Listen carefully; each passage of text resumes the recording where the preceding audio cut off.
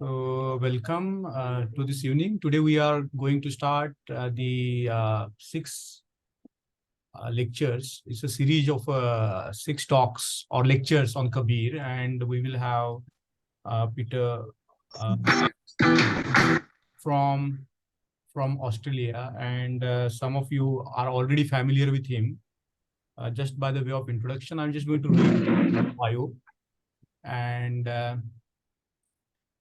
Peter Friedlander is Associate Professor of Hindi at the School of Culture, History and Language, Australian National University. He began studying Hindi and Indian cultures while living in Varanasi in the late 1970s and early 1980s. After spending time at the Kabir Chaura Monastery in Varanasi in 1985, he went on to write a PhD on the life and works of Raidas in 1991, followed by postdoctoral research on the history of Hindi literature. Friedlander has taught at La Trobe University and the National University of Singapore. His research focuses on the relationship between Hindi language, religion, society, and politics, and sons such as Ravidas and Kabir, on whom he has published several articles. His publications on Kabir and Raidas includes Tagore, Kabir and Underhill, 2011, Kabir and the Print Spear, Kabir, Oral to Manuscripts Transition, and Reassessing Religions and Politics in the Life of Janjivan Rao. So here is Professor for, I request Professor to kindly begin his talk. Sir. Myself. Thank you so much, Mangesh, for that wonderful introduction. And hello to all of you, Jai Bim. It's an unusual and rare opportunity for me to be able to speak to you today from the lands of the Ngunnawal and Ngambri people, who are the traditional owners of the area in which Canberra is situated in Australia.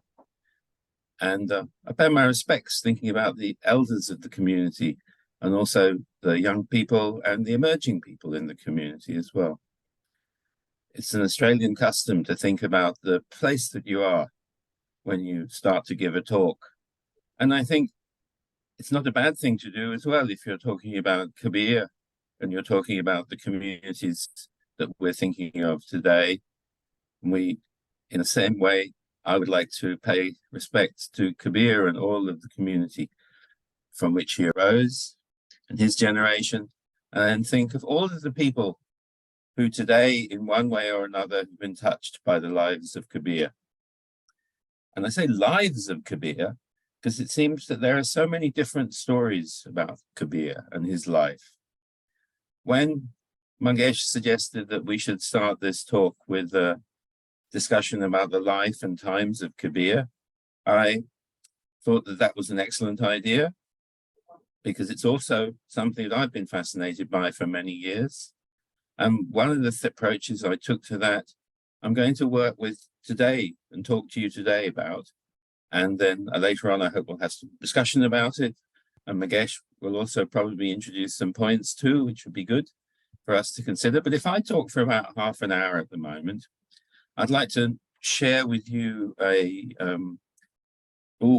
can I share my screen, Mangesh, please? Yeah. I think it'll have to be enabled or something. Yeah, please. It's enabled now. Ah, now it is, yes, very good. So what we're going to do is I'll talk along to a PowerPoint, because that'll give me a way of chatting with you and also remembering what it is I want to say next, because it's always a bit of a challenge, isn't it? Here we go, 10:39, good. Okay, so the Kabir, the man and his life. And I don't know if technically this is from Ambedkar Caravan, but that's what I've put down. This picture is an amazing picture. I don't know if you guys have ever seen it. It's a painting which was painted around 1650 for Dara Shikoh. And it was bought, would you believe, by one of the British, Warren Hastings, while he was in India. And he took it back to London. And it's in the Victoria and Albert Museum.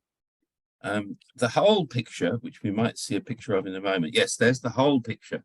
You can see that what there is on this picture is a group of Sufis at the Shrine of Mun Chasti, around 1650. And then at the bottom, there's this wonderful panel that shows the different bhagats and sants. And they're labeled, but it's a bit different. This is labeled, as you can see, in Nastalik as well. There's a few technical problems. This is life, but hopefully you'll find your way through with help, I'm sure. So this picture shows, as you can see on the, as I'm looking at the screen, the right-hand side, the figure of Kabir. He's labeled as Kabir in Nastalik down there. So it's probably the earliest known picture of Kabir. And quite possibly, it's the earliest known picture Raidas. And he's on the left-hand side of the screen as I look at it, wearing the red hat there. So we have both Kabir and Raidas represented together.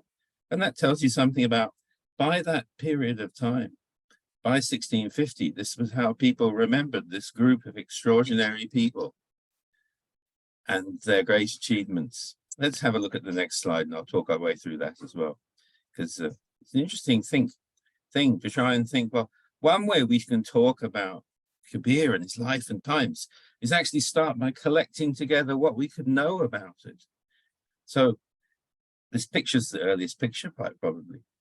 But it's also important to remember that we don't have Kabir verses written down during his actual life. The earliest Kabir verses which were ever written down and which have been preserved, I mean, I'm sure there were earlier ones, were written down around 1570. And they're in the Goindwal Poti of the Sikh tradition. But then not long after that as well, there's another manuscript in which you can find Kabir's verses. And it's a wonderful thing which people tend to call the Fatehpur manuscript, because that's where it was copied.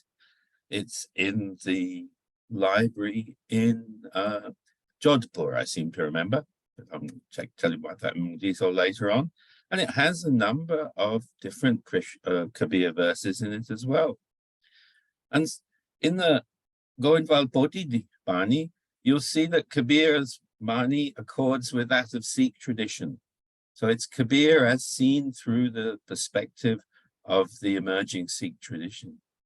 Whereas in the Krishnite Sagun Bhakti manuscript, which is the Fatehpur manuscript, there are a number of Nirgun poets as well, like Kabir, and Kabir is in there too, but he's more flavored like a Vaishnava, devotee Kabir.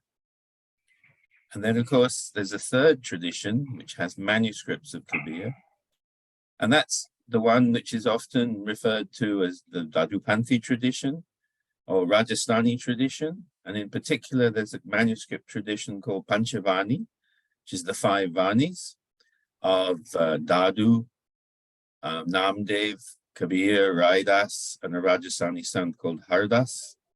And the oldest manuscript like this, which has ever been found, to be still be extant, dates from 1614. And it's interesting to think those are the really earliest ways that we can know about Kabir. And of course, the pictures I've just showed you, and also the things that people wrote about Kabir. And I think it's fascinating that Dara Shakol, the person who probably commissioned this painting, also wrote about Kabir, saying that in a work called Hasnat al-Arafin, my Persian Arabic is very poor, Excellent Words of the Gnostics, 1650. It's amazing to think that since that time to this day, we had been aware of the many lives of Kabir because we've seen him through these different perspectives. I'd also like to say that I'm not sure whether we should be very concerned about the exact dates for Kabir's life. It seems to be that there are quite a lot of different dates in use. He could have been born as early as 1398, or he could have been born in 1404. He could have died in 1518. He could have died later. It's really not going to change too much what we want to talk about today, if that date is a little bit left open for the moment, because it still doesn't affect the way that his life story is told. It's set in this time frame, but why some people wanted him to have died, been born as early as 1398, might be more to do with wanting him to have been able to meet Ramanand than anything else. So it's quite possible that's just one group of people's belief. Where there's quite a lot of other stories which seem to point to things being a little bit later. I suppose in the other sense, the only things you can really say definitely about when he was born and when he's died is that because he himself talks about Namdev in many of his verses, or a number of them, we could definitely say he must have been after Namdev, and Namdev's dates are fairly well known, agreed upon, and certainly it must have been sometime before Kabir. And of course, his works in life must have happened before 1570. And this painting is also a very beautiful picture that shows us another way that Kabir is remembered. And here, of course, he's remembered as a weaver. This is probably an 18th century image, which somehow ended up in the British Library. And you can see Kabir with Raidas, with Namdev, and with Pipo, or Pipaji. So 4 different bhaktas together. And notice the way that it's this very close association, isn't it, of Kabir and Raidas. And yet nowadays we know that Namdev lived before him. So we have to see time space can be represented somewhat differently in mythical spaces like this. I think that certainly Raidas and Kabir were contemporaries, but I don't think he was actually a contemporary of Namdev. I think Namdev is a little bit earlier, but he's pictured together with him so often. So where did he live? Well, this is the one I'm making a slightly interesting possible say. I mean, this is Kabir Chora Mutt in Varanasi, where I stayed for 3 months or so back in 1985. And according to the monks of Kabir Chora tradition, then when I talked to them, they were quite sure that basically he lived there. And Nehru Gatila as well, there was a small hill which was associated with Nehru, which was kind of an extension of the monastery.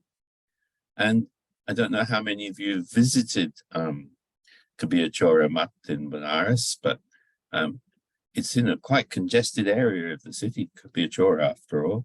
But even when I first visited there in the 1980s, it was still surrounded by fields, the Mutt itself, although the main road was already fully as busy as it is today.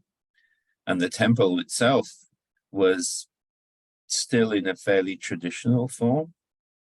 And the relics of Kabir were preserved and left out, or what was said to be his Quran. Interesting, he had a Quran. Why would that be? And a bowl, which seems much more reasonable. I'm sure he could have had a bowl. So it's not really sure where he was born after all, is it?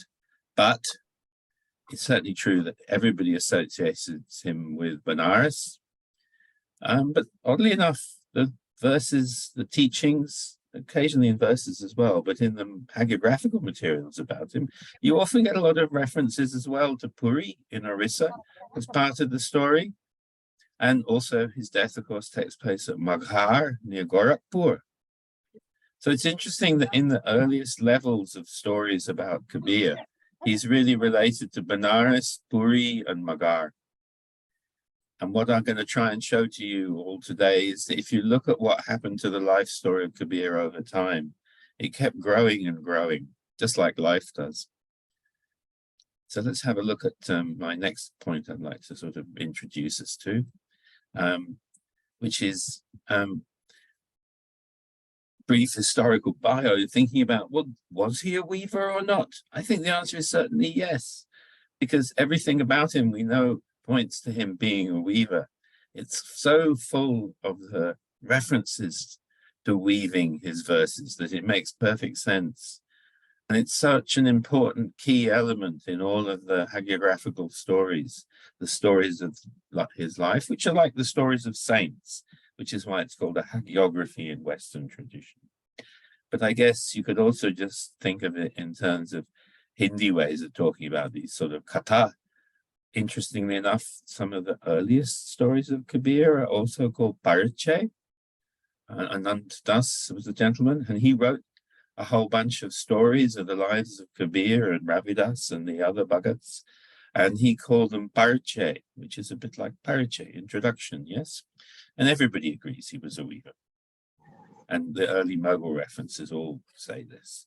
But the trouble is, a lot of the tradition that we're looking at is a little bit like this Samadhi at Kabir Mat in Puri, which, when I was there in 1985, you could see that the condition of the Puri Kabir Mat in 85 was very kind of broken down. And so people have had to go on trying to reconstruct what it was like. And that's an analogy. That's what we're doing when we're trying to find out what Kabir's life was like, where he was born, where he lived, and when he died. It's like we got all of this kind of stuff, all these different kind of pieces. And how do we put them together? And I hope that this kind of approach will help you see the ways in which there are lots of ways in which Kabir's life can be understood to have happened. And they all, in one way or another, touch upon different ways in which people have held beliefs about Kabir. Well, there's another very strong kind of pointer for the basic kind of views on Kabir, which is a text which was composed about 1600. I'll use Western dates for the moment. So this one was by a man called Naba, and he was a Ramanandi, so he would have been influenced by that. But interestingly enough, in his work called Bhaktamal, he just basically gives you a short account of what he obviously thought were the most important things about Kabir. And it's very pithy, isn't it? Bhakti bimukje dharam so sabadharam karigai, yoga yagya dana bhajana bina tuchitikaye, Hindu Turk Brahmana Ramani sabdi saki, pakshapat nahi bachana sabhi ke. Hitaki Paki, Aruri Dashawahu, Jagatapur, Mukdeki Nahi, Bhani, Kabir Khani Raki Nahi, Varnashrama Dharma, Shatta Darshano. So isn't that an interesting last line of this? That Kabir rejected renown. Kabir Khani, Raki Nahi, and Varnashrama Dharma Shatta Darshan. And he rejects, well, he doesn't keep them, the doctrines of Varnashrama Dharma. So we might say, well, nowadays we always think of Varnashrama Dharma as being caste, the different stages of life, and the whole system. You can't be absolutely sure that when in 1600 this was written, it meant exactly that. But I think it does, doesn't it? It means that one of the key characteristics of Kabir that everybody recognized from the beginning was he didn't accept Varnashrama system, and also that he rejected the Shatta Darshan. So what those Shatta Darshan are is obviously open to question, but normally that phrase is often used to mean either all teachings in some texts like Shatta Dharma Sangraha, or mostly teachings based upon Vedic traditions. Anyway, he rejected all of them, whatever they were. Let's go back to the beginning of it as well, because it's a great thing to think about the life of Kabir. Without bhakti, he said, all dharmas are non-dharmas. So the bhakti clearly is vital for us. But what does bhakti mean? It doesn't mean necessarily what we might nowadays think. And even, well, let's talk about it and see what we make of it. Yoga yakya dana bhajana bin. And without bhakti, in other words, yoga, sacrifices, fasting, and even generosity, dana, are worthless. And then again, this line sort of connects clearly with everything that we know about him. Hindu, Turk, Praman, so proving to Hindus and Turks, through Ramani, Shabdi, and Saki. And those three genres of verses are what I think of after I think of the word Kabir. I think of Ramani, longer compositions, which I'm sure some of you know many well, which tell often of, in a sense, they tell a whole story in one way or another. And then Shabdi, or Pada forms, and then Saki, which seems to be a term only from the Kabir Panth, or mostly from the Kabir Panth, or Kabir tradition, for Doha. And Doha is a shakshi, a proof of something. And I believe that just earlier in this evening, Mangesh distributed some Doha in the Facebook group for this. Or is it? No, it's a WhatsApp group, pardon me. And it's interesting. I think the singing of dohas is very associated with the tradition. I think the singing of shabdis or sabdi is also key. And also so many important truths are told in Romani that they can't be left out of the list of forms of verses that we remember as Kabir's distinctive contribution. He favored none, pakshapat nahi, bachchan sabak he ke hit, and was for the benefit of all. That's another key element in Kabir, isn't it? That he didn't give particular favor to any group. In fact, he's known for everybody, isn't he? He's known for criticizing everybody for things that we do wrong. That's why I put the Ninda verses, the verses about criticism, into the discussion group earlier on. Well, Mangesh did for me. Thank you very much. I was under the impression this was tomorrow because of the time difference between Australia and India, isn't that bizarre? Never mind. I'm living in the moment now. And then he spoke with determination. And did not try to please the world. Yes. Jagat Paramukti.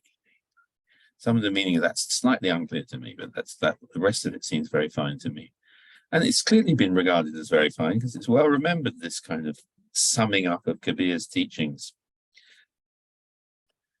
But alongside that, we also need to remember that what the Muslim traditions were saying at this time as well was the bit which I had in the other slide back here. Where was it? Here we go. That he was a teacher of oneness, of God, which makes him an unusual figure, doesn't it? Because he spans both traditions, Hindu and Muslim, and yet he's clearly not of either of them in a sense. Or is he? That's what people have puzzled about, it seems to me, for the last 500 years. Well, as Mangesh said, I started out actually working as well as on Kabir, also on Ravidas. And so here's Kabir, and he's often connected. Well, hopefully we'll have a picture of Kabir and Ravidas in a moment. But it's often that the stories about Kabir that we have first handles on relate in one way or another to the tradition that held that he was the disciple of Ramanand.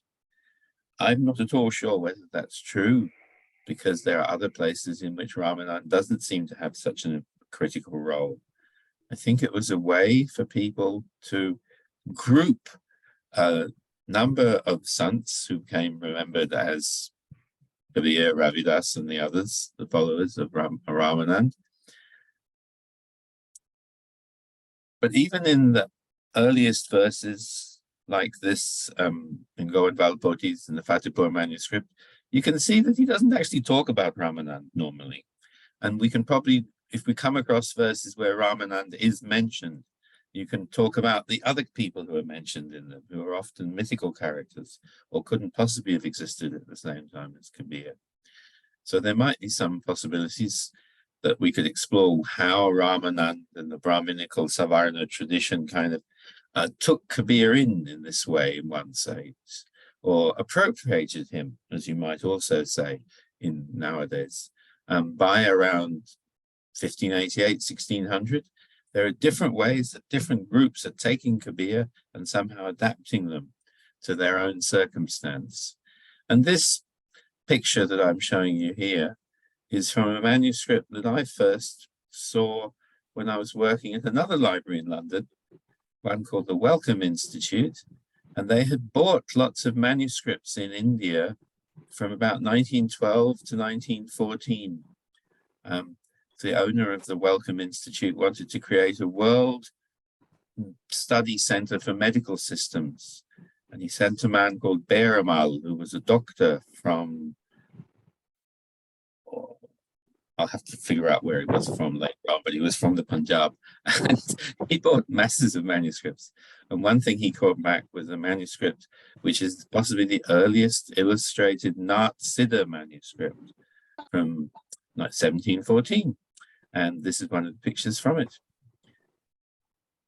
an imagination of how Ramanand and Kabir ji might have looked. Last year, we had a wonderful session of talking about these pictures with some art historians, and they pointed out that in this manuscript, what happened apparently was that they sent the page off to an illustrator, and they wrote what they wanted written on it. So you could see they wrote Ramanand, and they wrote Kabirji, and they wrote what it sounds like. It looks like Barikshi Amba. So they wrote that they wanted a vriksha of the Amba. There should be a mango tree above it. So there you go. 17th century, Kabir's views about Kabir start to become a bit broader, and we also get more kind of clarity in some ways. You get the first external account of the followers of Kabir in a work called Dabistani Mazhib, which is from about 1650. It's written in Persian, but it was written in Kashmir by a Kashmiri. And it describes the followers of Kabir and what they believe and what they do, roughly in line with what we've already heard. And you've also got a wonderful work, which has not yet fully been published, I think, in anything other than Punjabi, which is the Bodhi Praman Bodh from 1693. And that's the first Sikh hagiography of Kabir, fully written out. And it was written for the court of Govind Singh. And it also tells the stories of Kabir, most of which we know, but with a particular kind of emphasis on the ways in which that corresponded with the teachings of the Sikh gurus. As is a little bit the case you'll find in the Adi Granth too. There's nothing in them. It's a little bit like they are the visions that we need to see according to our own desires, because we want to fit everything into a certain pattern. And normally the pattern is the thing that we want to know the answers to. I'm not really sort of saying that everybody goes around deliberately changing what they see. I'm just saying that as we grow up, we get to see certain issues around us. And so we probably learn from our parents as well, the right kind of questions to ask. It's a little bit sideways, but I'd like to explain something about this. I come from a background that my father was from a Jewish tradition, but left-wing. So he had abandoned being Jewish. And my mother was not a strongly spiritual person. But I think I learned from my father a set of questions you have to ask, which were actually Jewish questions about how the world functions. Because in Jewish tradition, it's important that the laws of the divine are revealed in the way the world works. So I think one of the first questions you have to ask is, how does the world around us actually work? And how does it reveal the nature of true spirituality? And like many people in the 20th century, and many people from a Jewish background as well, I ended up as a Buddhist because I seem to find the best answer to the question about how the world reveals the truth of what's going on in it, if you carefully observe it, by looking at the world itself. So I came to Kabir with that kind of view. I wanted to see how Kabir's teachings reveal the way the world works and the way that it can be seen. Whereas somebody from another background may come with a different set of questions, a different agenda. And also talking of agendas, this is now said by the Indian government to be the earliest picture of Kabir and Rai Das. And it's in the National Museum in Delhi. But a number of art historians that I've spoken to have said that it can't possibly be from 1640 because the style of the painting looks at least 100 years later than that. So it's interesting that somebody who wants to believe that they have the first oldest picture has said that's the case, but there might be some more arguments and discussions that could happen on it. And it turns out there's no particular basis for dating this picture, which you probably, many of you have seen before, because it's been in year 6 of CBSE for many years. Although whether it is now any longer, I have no idea. And the painting itself is now unavailable to view. But as you can see, it's got Kabir and Rai Das. It's interesting, isn't it, that I looked at these pictures a while ago and I was thinking, well, most of these pictures don't have a functioning loom. Why is there no thread hanging down from above? He's sitting in a pit loom, a proper karga, but the thing's not complete. It didn't suit the artist's desire. So they didn't put the rest of the loom in. It's also the same posture, basically, as the so-called earliest picture I showed you earlier on. So we can say that probably none of these earliest pictures of Kabir are the earliest picture. Why? Because they all seem to be copied from some other picture that we don't have, an earlier picture. So maybe this is the truth about much of what we know about Kabir. What we know now is based on something earlier, and we can't be quite sure what it looked like or was. And now I get to my nice picture of Raidas and Kabir, and you can now see Kabir looks considerably older than he did in the earlier picture where he was with Ramanand. So there Kabir is wearing a beautiful multicolored cloak and a dhoti. That's a nice beard. But in this picture now, Kabir's got white moustaches. He's wearing a typical blue Sufi robe and has a hat on, which is appropriate. And of course, Raidas is dressed as he was in all of the pictures, although he hasn't got a red hat on, apparently. That's only because possibly the paint's gone. So there's another great account of the life of Kabir, which again will probably turn out to be the major source of many stories you've heard.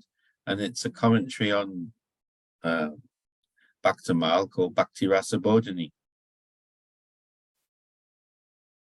Yes, we'll talk about it more possibly if we get a chance. The other thing that I think happens during the 18th century is the rising importance of the Dharamdasi Chhattisgarh branch. So many of you will know much more about Kabir than me. I've only been studying Kabir since about 1980, I think. But although I've learned a lot, I've also realized there's so much more that I can still learn if I get a chance to carry on doing so. I think I first heard Kabir songs being sung by a blind folk singer in Chhattisgarh. No, it wasn't in Chhattisgarh, it was in Bundelkhand. A Bundelkhandi singer of devotional songs who, because he was blind, had taken on the name Surdas. And it was there in about 1980 that I first heard Kabir songs being sung amongst the other devotional songs that he would sing from memory. And my memory is he played them with an ektara. But I don't have any recordings or anything like that. Couldn't walk around with tape recorders or mobile phones in those days. But what I do also know is that as well as the followers of Kabir who belong to Kabir Chora, who I've also briefly spoken about, there's of course many, many followers of Kabir who belong to what is sometimes called the Chhattisgarh branch of the Kabir Panth, because it's the major center of it, Chhattisgarh, and goes back to the teaching of a man called Dharamdas. And interestingly enough, the first accounts of this appear in the middle of the 18th century, 1766. So it was certainly well established by that point. But, you know, it's not necessarily the case that Dharamdas actually lived at the same time as Kabir. So there's a number of people who've questioned whether that's true or not. So certainly Dharamdasi belief in this, I'll talk more about that because it's a very important thing. It's more than half of the Panth maybe as well. So the Dharamdas tradition holds that Kabir met Dharamdas. But when you read many of the accounts of Kabir meeting Dharamdas, it sounds like Dharamdas is describing visions that he has of Kabir rather than necessarily actually meeting the historical Kabir. So certainly we must say that by the 18th century, Dharamdasi branch of the Kabir Chora, Kabir Panth was very important. But we also have to say that the precise relationship between it and the other branches of the Kabir Panth must have been changing all the time over time. And some of the features of the Dharamdasi branch, which don't appear in other branches of the Kabir Chora, Kabir tradition, Kabir Panth, is of course that in Dharamdas branch, it's said that only the descendants of Dharamdas for 64 generations will be the head of the Kabir Panth. whereas other branches of the Kabir Panth don't see this as being a particularly key issue. And one, in fact, they don't agree with at all, because they can't see why this would be the case, because it's not in the teachings of Kabir. So there is clearly some large-scale difference between the two, between Dharamdasi branch of Kabir Panth, and all the other branches of the Kabir Panth. And interestingly enough, the Dharamdasi tradition also has is the origin of the belief that Kabir was born at Lahar Tara, which is nowadays not far from Kant railway station in Delhi, in Varanasi. Sorry, it's late at night for me. And it's interesting, when I was there one time, I was looking at the pond, which unfortunately when I was there was dried out, and there's a very fine temple, but it's surrounded by urbanization now. But I was thinking, well, when was it that that area where Lahar Tara is was on the outskirts of Benares and may have made a good place to describe as being the birthplace of Kabir, because there's no shortage of choices, you'll find.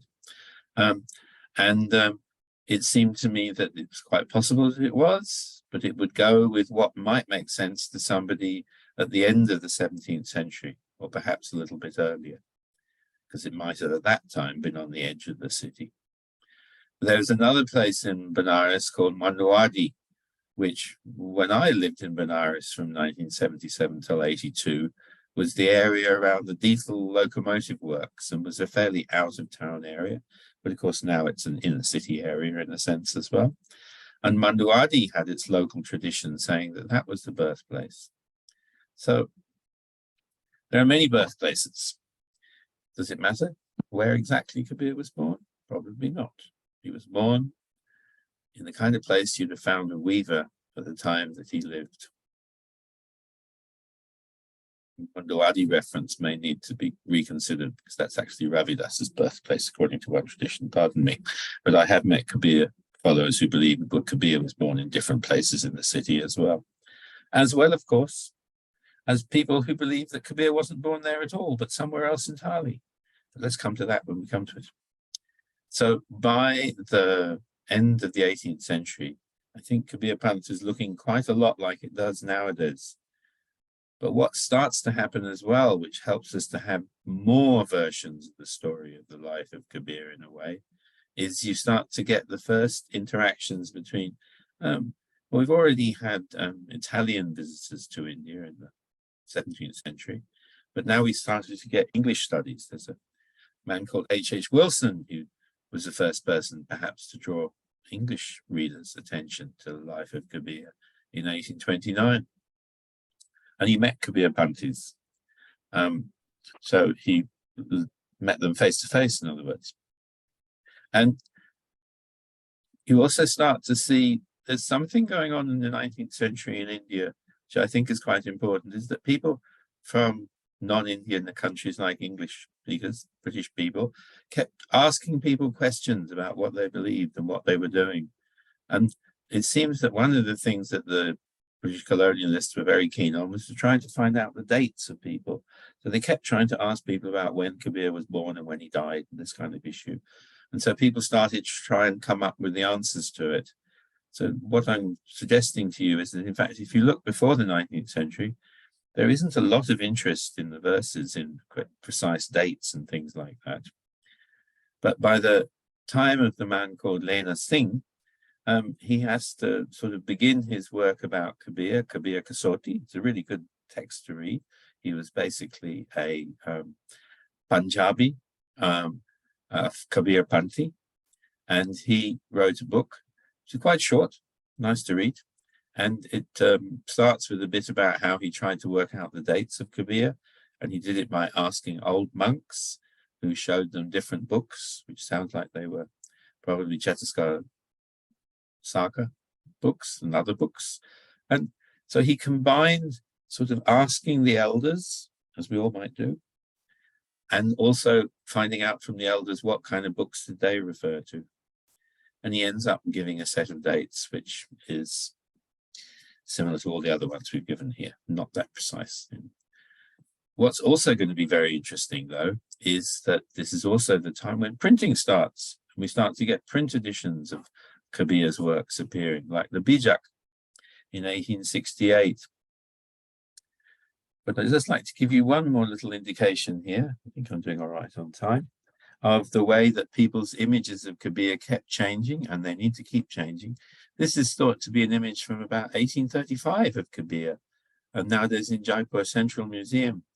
But if you look at it, you can see the kind of hat he's on wearing has changed. The hut and the Raidas sitting next to him is kind of similar to in the earlier pictures. But in this one, the person's put a loom in that actually works, which is nice to see. So you could actually do. And also, he's wearing nowadays what looks to me suspiciously like a Dhaka topi, which are those topis which are so popular in Nepal and elsewhere. But I guess in 18th century, 19th century, by this sort of time, by around 1800, 1830, people thought that a weaver was liable to be wearing a hat like this. So images of Kabir in both written form and actual form keep changing all the time.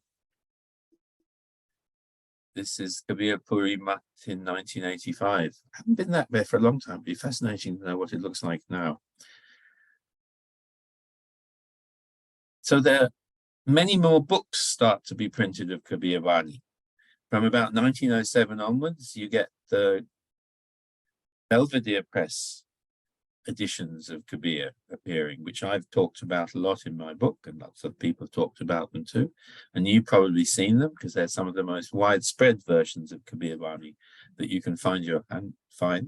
And also Chhattisgarh Shaga had started to print lots of material from around 1900 onwards through different sources. And you'll find that that's also a rich source of stories about the life of Kabir. But what happened then was that there was a kind of, if you think about it, it's quite interesting. Up until around 1900, almost everybody who'd written something about Kabir has either been somebody from the Kabir Panth itself, or they've been somebody from something like the followers of different Brahminical traditions, or they've been independent singers who wrote things down probably in songbooks, or they've been Sikhs. And of course, they've also been, in many cases, in one way or another, living and working within the tradition of speaking with other Hindi speakers. Mujhe aisa lagta hai ki up to the end of the 19th century, Kabir's works largely circulate, and stories about Kabir amongst Kabir Panthis and amongst some Vaishnava traditions and amongst Sikh traditions, of course, as well, and Kabir Panthi traditions. But after about 1900, you start to get this way in which Kabir's verses become more widely known to more classes of people. And critical in all of that must have been the way in which Kirti Mohan Sen collected Kabir's verses again and edited them in a way that sort of fitted with the aesthetic beliefs of people in the Bengali Renaissance of that period. So he kind of fitted Kabir into a new world picture, that of the Bhadrajan of Calcutta and of the Bengali Renaissance. And that led to Tagore and Underhill translating Kabir's verses into English and then becoming incredibly popular. Well, incredibly popular might be going a bit far, but they have now been translated into 27 or more different languages around the world. And all of those translations normally go back to Tagore's translation. But the surprising thing is that when you look at Tagore's translation and the contribution to it of the English Christian mystic who was called Evelyn Underhill, a lot of the language which is used in the translation sounds like Christian mystical language of its period in the West. So it was as if Tagore took his Bengali verse, which is so beautiful, of his own, and transformed it into something which he thought Western audiences would appreciate. And also he and Underhill took Kabir's verses and transformed them into something which kind of uprooted them from the garden in which they'd grown. So Kabir's verses had grown in the soil of North India, and Kabir's stories about his life had grown amidst the gullies and amidst the different environments in which followers of Kabir lived. But from the beginning of the 20th century, somehow Kabir's verses become acceptable to more high caste Indians, as well as attracting interest abroad. Because up until then, I think a lot of people like Ramchandra Shukla and others in the sort of those people who were trying to compose a kind of history of Hindi literature hadn't wanted to include Kabir because they thought that he didn't have the kind of poetic quality that was desired. And some of the reviews of Tagore's translations say that it's remarkable. His verses now present a picture of Kabir which anybody can accept. Very nice. I won't go on too long because we need to be able to go on to our discussion as well. But Mangesh, I think what I'm trying to say is that it's really important to see that contemporary views of Kabir, and this is what I'm hoping we'll be able to hear as well from everybody here, reflect all these different kind of views which have developed over the last 500 years or so. There's a whole group of Brahminical and Savaran hagiographies, which often lead and present a kind of duality. And even the very fact there are Brahminical and Savaran hagiographies of Kabir means that on the one hand, you've got such views of Kabir in which he's somehow forced into being a Hindu or a spokesman for Hinduism, whatever that might mean, that keeps changing. And the other view is that he's somehow an apostle of Hindu-Muslim unity, as in that excellent book by Muhammad Hedayatullah from 1977. But what I hope is that in the next few weeks, as we talk with each other, you can accept that there's also a third view, one which you might anyway be the one expecting me to talk about, which is a kind of Bahujan Kabir, a Kabir of the masses, a Kabir of the people, a Kabir of the moment, and not a Kabir as a spokesman for any other tradition, but a Kabir for a spokesman of the traditions of the Sants, who I understand as being really a separate and distinct tradition in their own right, but one which argued that whatever tradition you were following, it was possible through studying Kabir and maybe through hearing stories about his life as well, to understand the relationship between spirituality and world and us. So I'm hoping that we will be able to explore together the stories about the Buddha, because that's another part of it, Kabir and Ambedkar, and look at these kind of big questions there we have about how do Kabir's teachings relate to Ambedkar's teachings, something I think which I'm eager to learn through working with you guys. And Mangesh has already been helping me see a lot of things in relation to that. And I'd also like us to talk about how Kabir's spirituality appears if you're a Buddhist. So I'm a Buddhist, and I believe many of you may be Buddhists as well. And it's interesting that if we think about Kabir in relation to Buddhism, and that's what we'll be doing in the next couple of weeks as well, we can find all sorts of ways in which there's a relationship between Kabir's teachings and Buddhist teachings. And I think the other thing which we should probably be hoping that we can find some common ground on is the way in which Kabir's criticism of society is so vile, so fresh and powerful, and thinking about how that might be relevant today as it was in his day. And I must admit, I have this book cover, but I haven't actually read the book. I'd love to be able to get a copy of it and read it. I think that's the end of that. I'll stop sharing my screen, because then we can see each other. I can see everybody much better. Excellent. Yeah. So I'm sorry if I've taken too much time out of the hour. I think that's perfect timing. I was just curious whether you can spend another half an hour. Is that okay for you, Professor? Yeah, I'm fine. Yeah, on Friday and Saturday night, this is actually going to be better for me. So we can spend another half an hour tonight. Yes. Okay. Because I think what we will do for the next 20 minutes or so, or 10 minutes, we will have some discussion. And then we got Kamlesh, who is going to sing the dohas that you sent. So kya baat hai, bahut badhiya. we'll be doing that. So I think you presented quite a long shot of the life of Kabir, and it's very astonishing to see the history of Kabir that you just related to us right now. So Kabir, from his own words, is something very interesting to hear, and all this guru business, that, all these sons talk about gurus, and surprisingly, none of them mention the name of the guru. Like many of them, they don't mention the name of the guru, and I find that very fascinating indeed. And Kabir, as you know, that was called Nirgura, without a guru, isn't it? And also he was called Bedharam, without religion. So these two words are very striking: Nirgura, without a guru, and also Bedharam. And also Kabir talks about Sadguru, Guru all the time. So what do you think about this, these words which are so prominent, like Nirgura, but he talks about Guru all the time? So what is it, how do you understand this? I think that it's a really important thing to think about the different ways in which people can take a word like Guru and think about it in different ways. So one of the things I think about it is like this. If you are a follower of Kabir and you think about it in relation to Buddhist tradition, you're not told that you can become enlightened.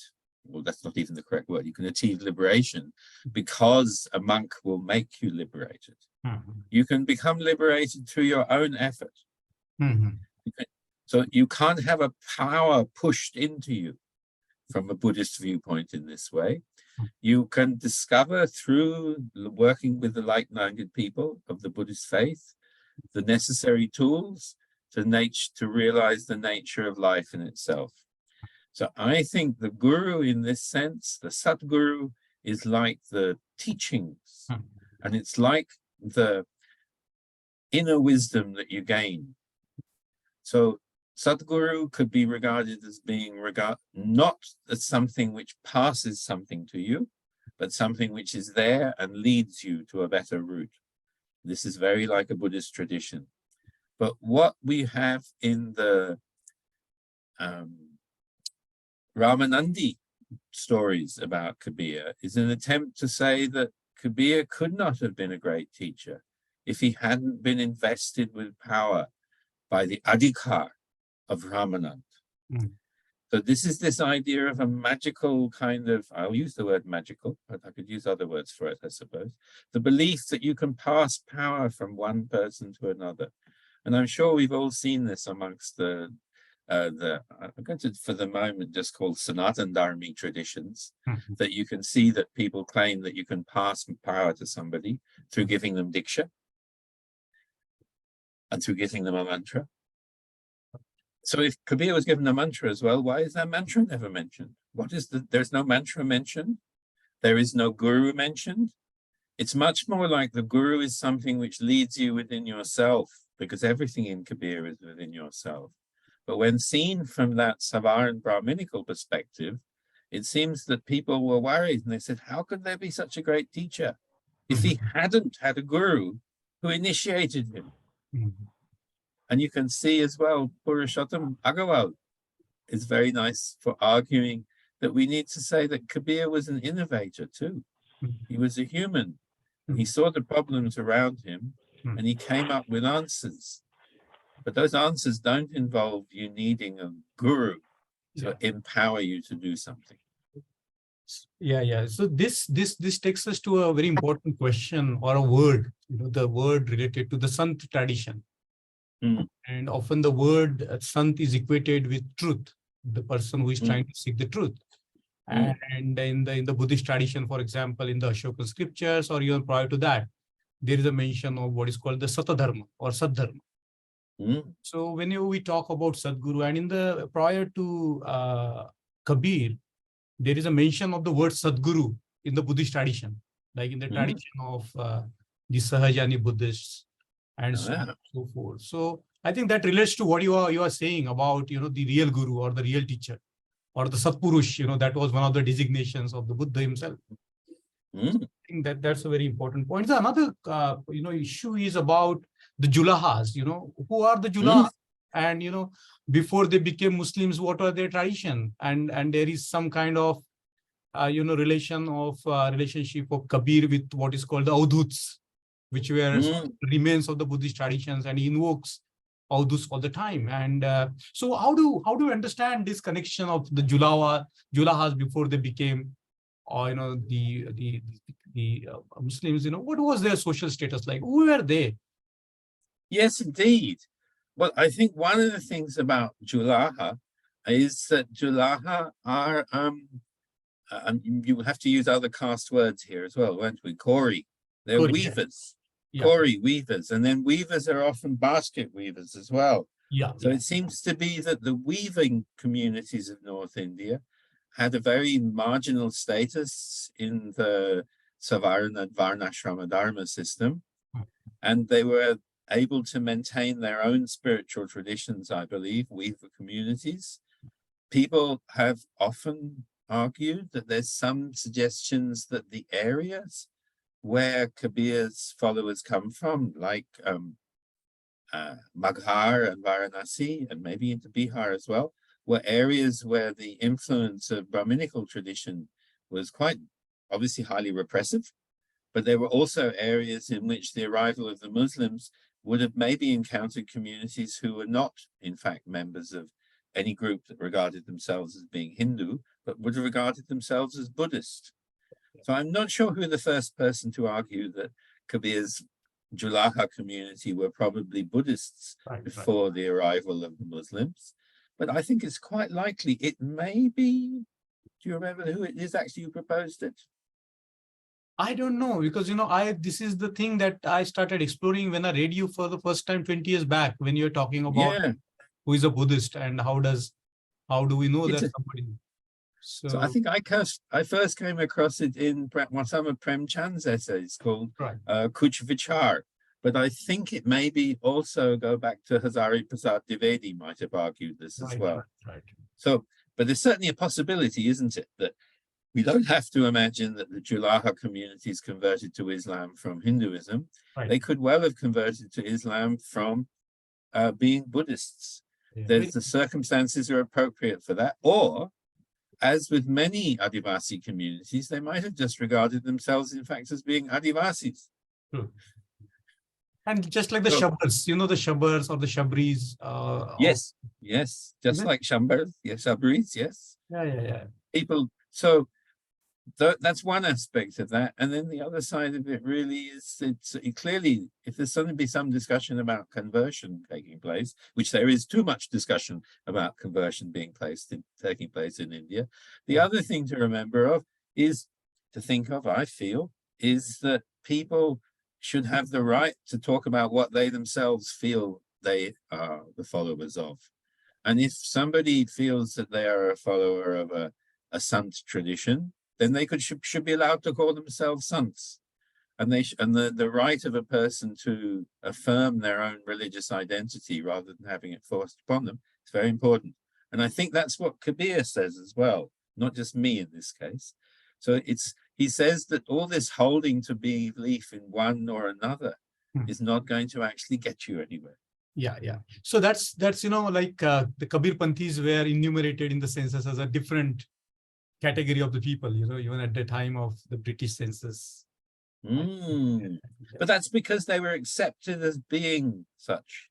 So it's interesting that any group who went into the census and all agreed that they would say that they were followers of a particular tradition, the British were not foolish. They did recognize such things. If there were only a few people, they didn't know what to do with it. But there were so many Kabir Panthis. Maybe by 1913-14, there's one figure of about 17 million Kabir Panthis at that point, at least, which in terms of India's population at the time was a good number of people. So that was accepted, and they were regarded by themselves as being followers of Kabir. Right. So before we open up, the floor for further reflections from our other members, I would just like to, go back to what you said about how Kabir was very critical of the Varnashrama Dharma. And also he was very critical of what the Brahminical traditions have been lauding about the 6 Brahminical philosophical systems. I don't know whether it's the Brahminical 6 philosophical schools, or what Sarah has been describing as 6. But this is, I think, very interesting to see that Kabir has always stood up against the ritualistic tendencies or the scriptural learnings. He didn't regard the scriptures in any high respect. He didn't give them any dime to the bookish learning, as we know. And he was for the akho dekhi, his own experiences.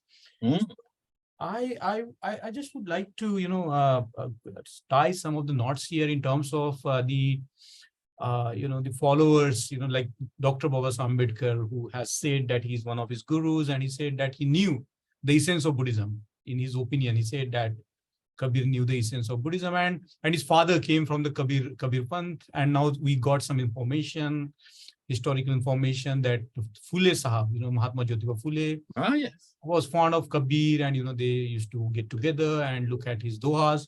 So I think there is a rich tradition that which can be conceived in terms of Sadhamma, and all the way up to what you are talking in terms of Bahujan Kabir, and the popular Kabir, not mystical, or somebody who is lost in the very plane where you cannot access it except some mystical power. So I think that goes on very well with what you have been basically talking about, the kind of a Kabir that would make a difference in the lives of the people today. So I won't just have this talk between you and me. Just wanted to open up some thread. No, let's open it up. And those who are there in the class, please feel free to ask or reflect on anything that you would like to do. So welcome all comments. You can unmute, and you can go further. Hello, sir. Yeah. I am from India, Gujarat. Yeah. I am Professor Dr. Vinod Satyapal. I am the Christian. Sir, you have given us good lecture about Kabir. Sir, why Kabir Panthi worship 3 times Sahib Bandgi, Sahib Bandgi, Sahib Bandgi before the Sadguru? Can you explain? So your question is probably about Dharam Dasi followers of Kabir. Yes, I believe in Kabir. Kabir thought. You believe in Kabir, and so you're asking, why do you say this 3 times before doing something, Sahib Bandagi? Yeah. Well, I think you're the person to tell us then as well. That's very interesting. Why do you say it? Sahib Bandagi. Yes, you would. Why do you want to say? Why is it important to say this? Yes, yes. I have questions. I am telling you, sir, why Kabir Panthi worship 3 times Sahib Bandgi before the Sadguru. Can you explain, sir? No, I'm not going to explain because it's clearly something important to you. So I'm hoping that you can explain to us. But Bandagi is, of course, to pay reverence. So I would also, to pay reverence, Bandagi. Sahib Bandagi is what I'm hearing you're saying, yes? So to pay reference to the Guru, pay reference to Sahib. Very good thing to say. You've gone into mute again. That's excellent. Yes. Look, I think it's a really interesting question. Why would you want to say something 3 times? It's interesting that Buddham Dharmam, Buddham Sharanam, Buddha, Dharma, and Sangha Sharanam will do all 3 things 3 times to each one. So there's a great tradition in India, isn't there, of doing something 3 times. I know from Buddhist tradition that there's a story that you have to ask something or say something 3 times to make it clear that you're seriously doing it and not just accidentally doing it. And I think, surprisingly, this is even the same now. I was on a plane the other day and they were saying, if you're sitting in the seats near the evacuation places and you hear the word evacuate, evacuate, evacuate 3 times in a row, you have to prepare to evacuate. So if we want to pay honor to the Buddha, we will take refuge 3 times. If you want to pay honor to the Sahib, to the leader of the Dharamdasi tradition at the moment, the guru there, then you should, do it 3 times. That's my answer. Thank you. Thank you, sir. Thank you. Thank you. Thank you. 3 times. Thank you. Thank you. Thank you. 3 times. Like sadhu, sadhu, sadhu. It is an Indian truth, but it is a universal truth. If you say it once, it could just be an accident. Twice, maybe. 3 times, definite. Okay. Anybody else? Anyone can go and reflect on or ask Peter a question. You can also put into the chat if you want to put it in. I can see somebody has put it. Karan Raj has put some questions. Really? Non-practicing Sikh. Yes, very good.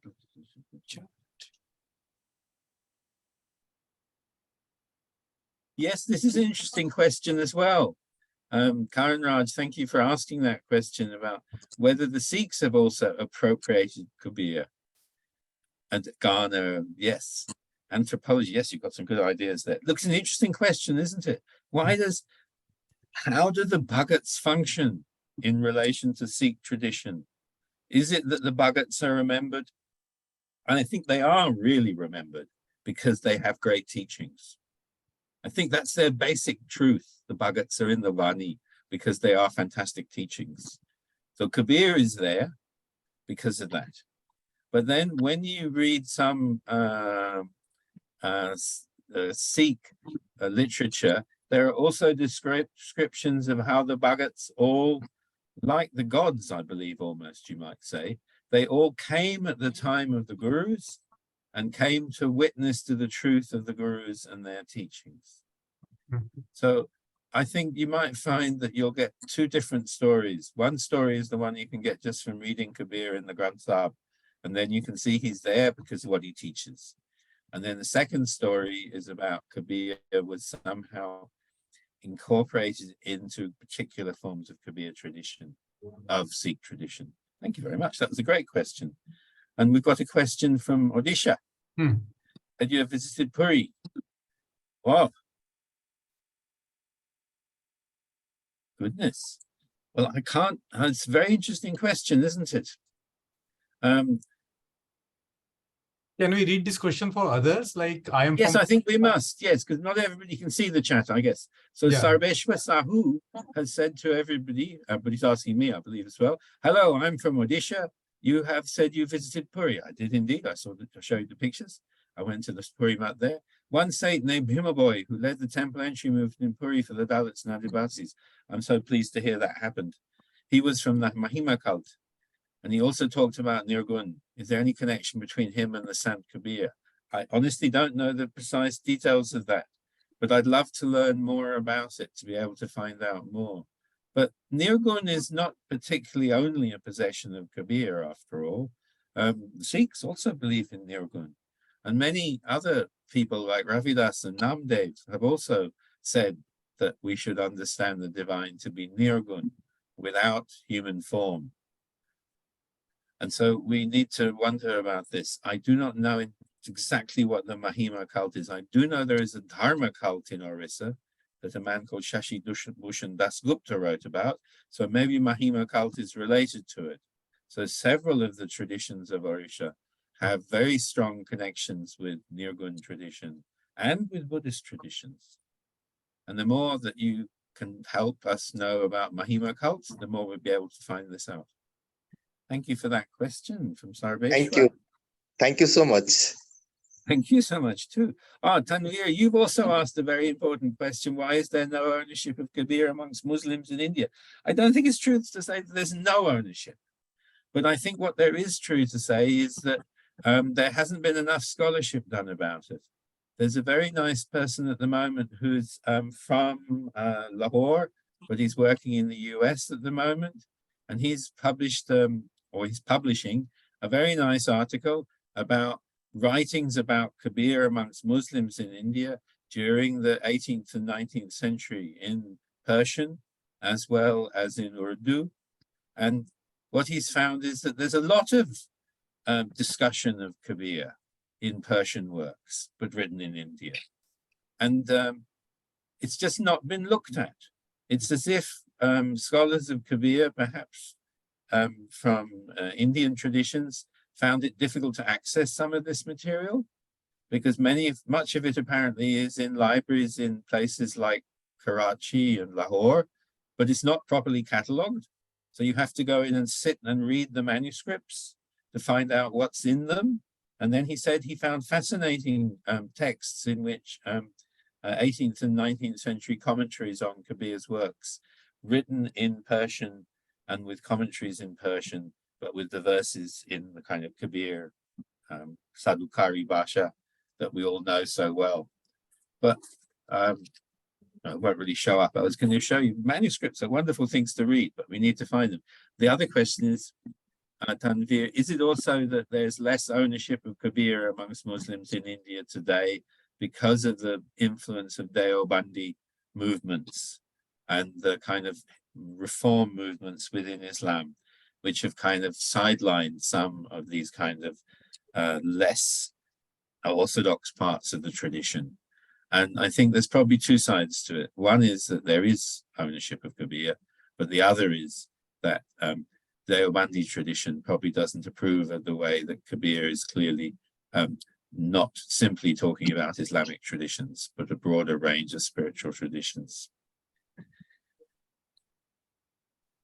And also, it's difficult to speak at the moment as a Muslim in Kabir, so it may be, in India, so it may be difficult to speak out about Kabir as well. Thank you, Tanvir. That's a very important question. Hi, sir. Yes. Nitish.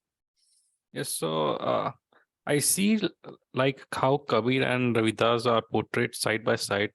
So I wonder, sir, I mean, how is Ravidas perceived as in Kabir's imagination?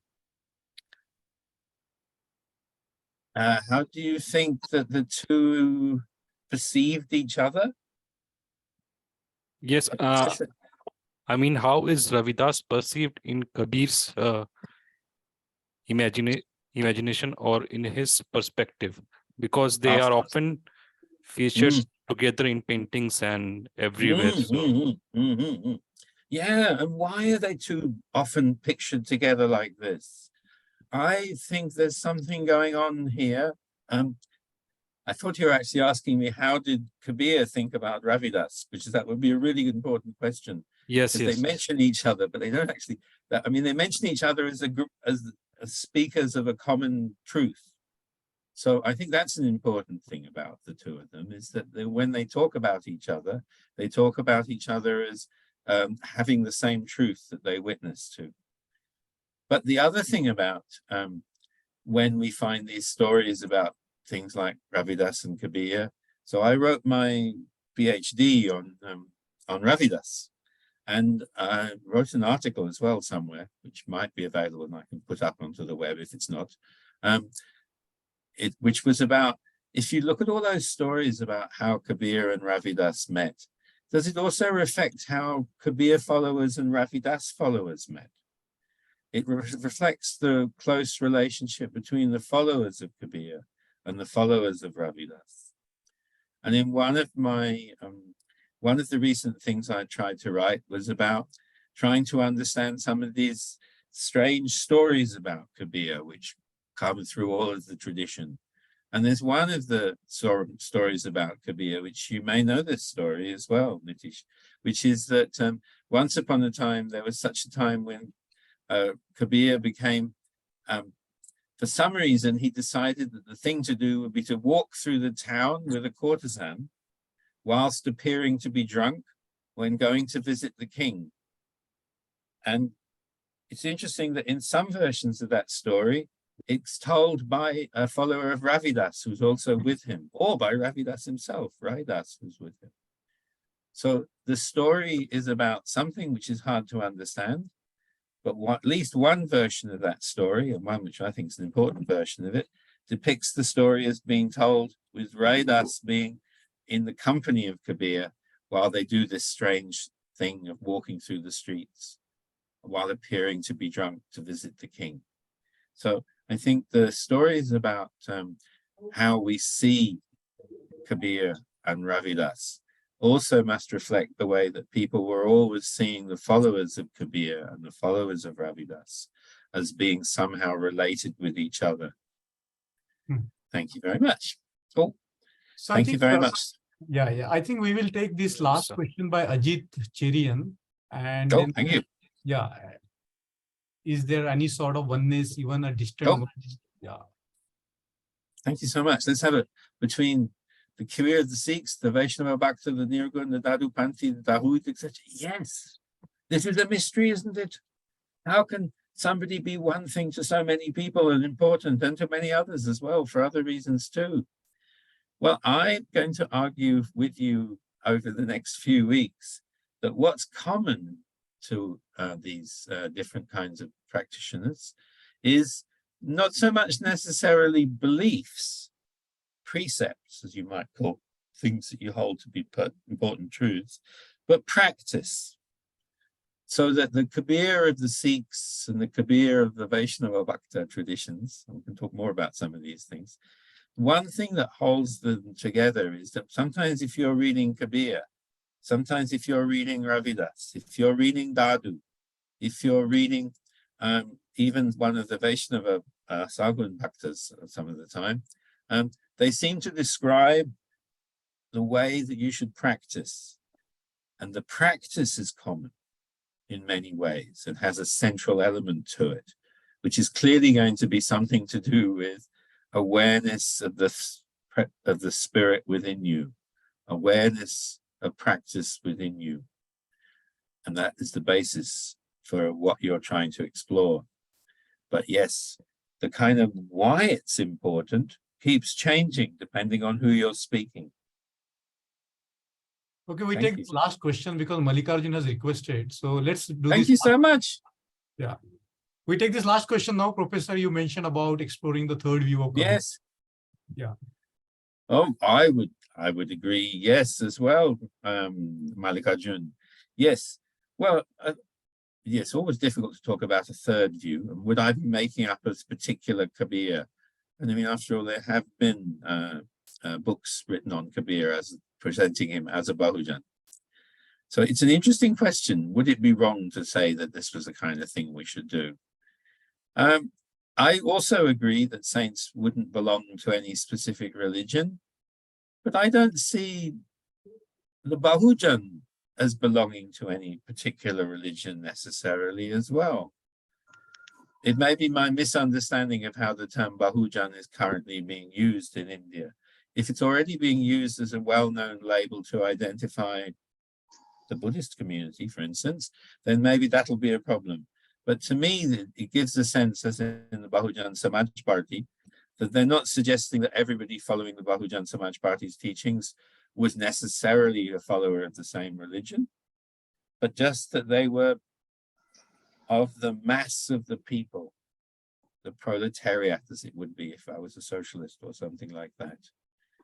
So that's the sense of the word Bahujan I'm trying to bring out, the idea that Kabir speaks in a sense for the common man, not for a particular religious identity in the way. However, you're right.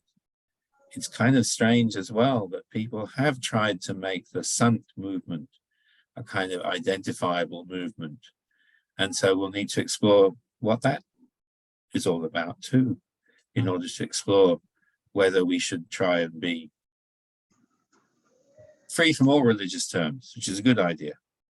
But on the other hand, it's not a bad idea to look at what the Buddhists have said, at what the Sants have said, at what Kabir has said. The more we can draw from all of these different tapestries, then maybe we can find out what's going on in our own cloth that we're working on at the moment, the cloak that we're all trying to look after for ourselves at the moment. But Mallikarjun, you're right. Yes, it'd be nice if we didn't have to have people separating out as different groups, but they don't, do they? They always want to separate out. Like us as we grow up, we don't want to be exactly the same as our parents. We can't be exactly the same. We need to be our own people. So in its truth, I suspect with religious identities, it needs to be also the identity that you want to become part of. But yes, So before we That's a conclude, nice question. yeah, that's the last. But before we conclude today, as we promised to the participants, that Oh, music. Yes. we will finish with some of the dohas, and as you forwarded them, and we hopefully you will do that every week, so that we Mhm. have Kamlesh or some other person who would like to volunteer to sing these dohas. So I have requested Kamlesh this time to sing the dohas. And Fantastic. so Kamlesh ji, are you available there? Yes, sir. Okay. So let's we request Kamlesh ji to please in his own ways sing these duas, so that we will end up with a very nice sort of practice in the Kabirian tradition. So, Jai Bhim to everybody.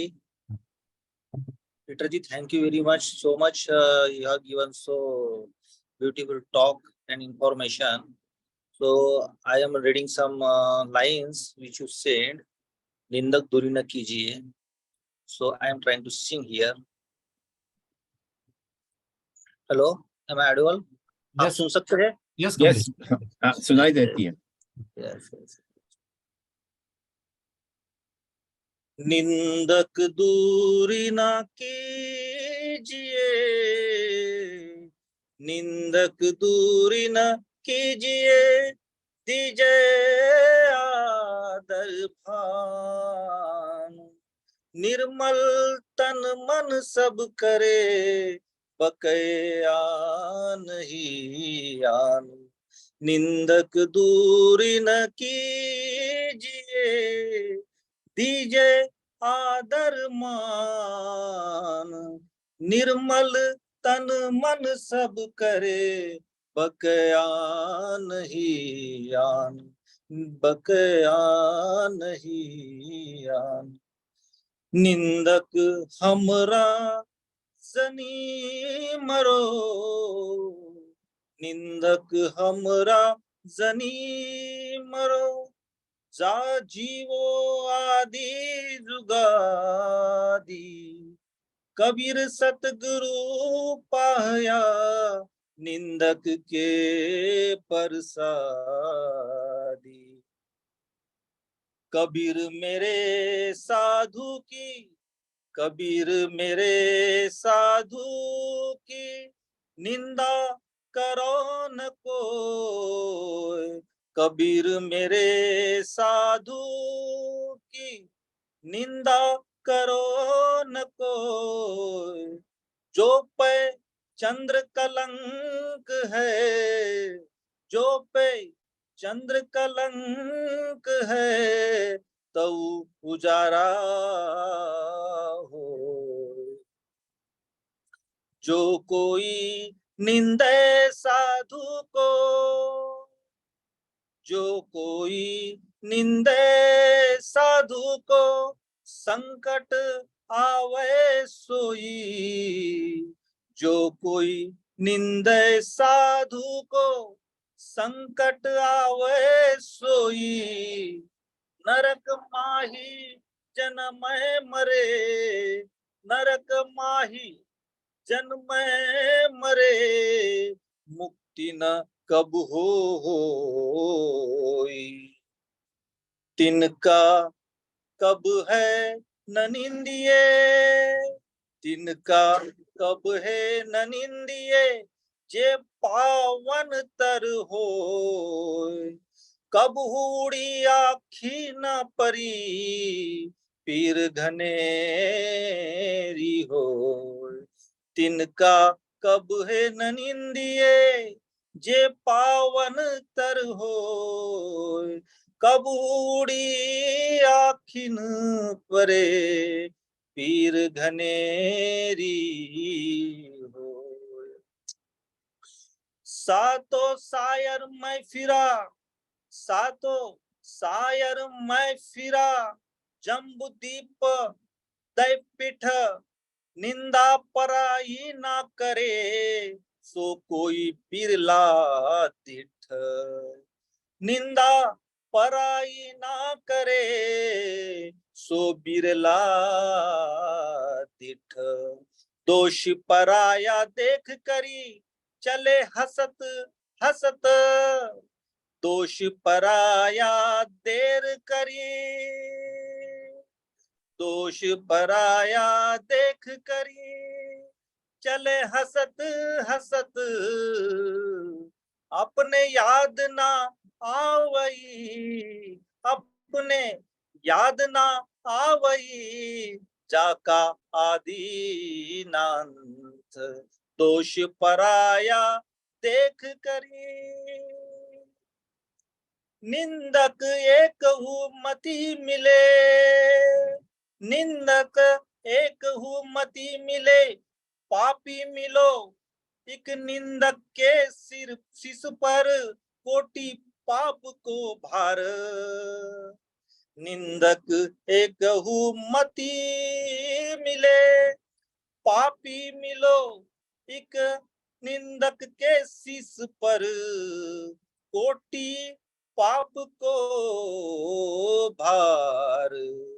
Herat Herat है सखी, हेरत गया हेरा, बंद समानी समुद्र में, सोकित हेरी जाए। हेरत हेरत है सखी। ब्यूटीफुल कमलेश जी, वाह, बहुत ही Thank you very सुंदर। much. और हम लोग Thank you so continue much. करेंगे बाकी दोहों से नेक्स्ट टाइम में। और मुझे ऐसे लगता है कि कोई जो है इस दोहों को अगर अंग्रेजी में पढ़ेंगे तो बड़ा अच्छा हो जाएगा, क्योंकि बहुत अच्छा आपने गाया है।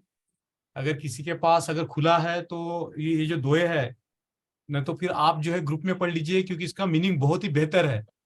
हाँ, या और पीटर इसका हम विश्लेषण भी कर सकते हैं ग्रुप के Yes. अंदर, क्योंकि मैंने अनुवाद भी दे दिया उसके साथ, तो हम लोग उसका बेहतर अनुवाद भी बना सकें। हम सब अपने आप के लिए उसका अनुवाद करना चाहिए बहुत बढ़िया, अपनी भाषा में।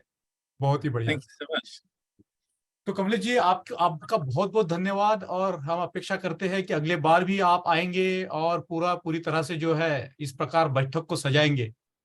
बहुत बहुत शुक्रिया। आप भी मेरा साथ दोगे। अगर आप में से किसी को भी अगर इच्छा है तो आप भी गा सकते हो। इस क्लास का हम नाम भी दे सकते हैं पीटर जी के साथ सत्संग। लेकिन हाँ हाँ, तो तो बहुत बहुत धन्यवाद सभी का।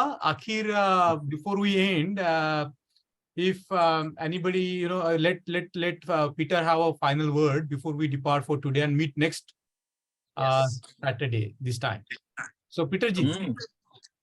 Oh, thank you so much. Well, my final word will be this one, which is that one of those dohas that you just heard, one of those sakis, Tinha Wala. I was possibly the first doha of Kabir I ever heard, the first saki of Kabir. And he was just introduced in the middle of speech. I was sitting with a group of people. There was a university lecturer, a sweet maker, a boatman, and a retired person who'd become a sadhu. And he was just talking, and as he was talking, and we were sitting in a half-ruined old water pumping old temple, which was about to be demolished within the following week to make way for an improvement in Varanasi at Ranagat, to make way for Rajiv Gandhi to be able to visit, I understand. And he was saying to me something about, बहुत लोग निंदा करते हैं सब लोगों का, लेकिन इसको निंदा करने में तो कोई अच्छाई नहीं होती है।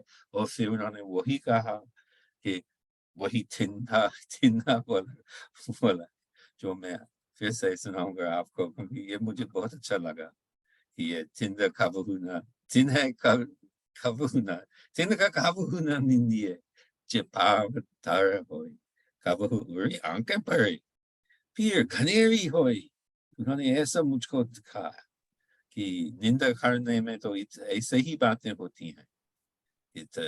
We might criticize something, but we should think about what might happen, because everything is important. Thank you so much, and I'm so sorry. मुझे क्षमा कीजिए, मैंने कुछ मुझसे भूल चूक हुई, क्योंकि ये हमेशा होती रहती है. Thank you very much, and apologies also for my Saturday and Sunday confusion. मैं समय के बाहर हूँ लगता है. धन्यवाद. Thank you so much, Mike. Yeah. So thank you so much all for joining today, and we will continue meeting every Saturday, which is sorry for this international time, confusion. Oh, no, it's fine. It's good. We are all set now, right, Peter? Yes. Okay, so let's keep on discussing in the group, and Peter, you will be there on and off to answer your queries. So let's make this group very how to say it, a very alive group, and share about Kabir and celebrate his duas. So thank you so much all for joining today, and see you next week, the same time, 6 o'clock. Jai Bhim, Namo Buddhaya. Jai Bhim, Namo Jai Buddhaya. Thank you. Jai Bhim. Namaste. Thank you very much. Thank you. Thank you. So much, guys.